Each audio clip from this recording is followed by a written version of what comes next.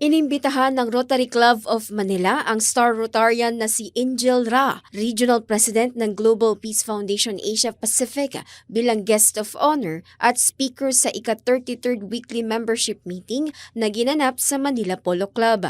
Tulad ng dati, sinimula ng pagpupulong sa pamamagitan ng invocation, pambansang awit ng Pilipinas, Rotary Club of Manila Hymn, four-way test at acknowledgement of guest.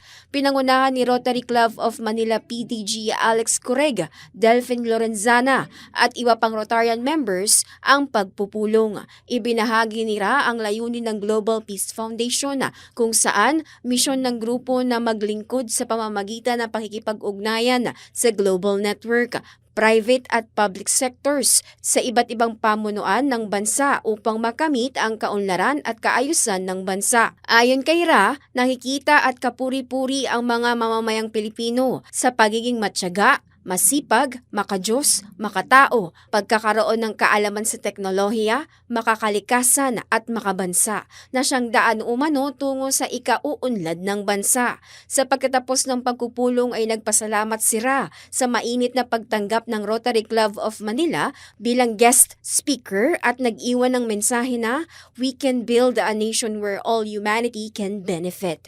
At yan ang report, Kim Gomez, nagbabalita ng tama, naglilingkod ng tama.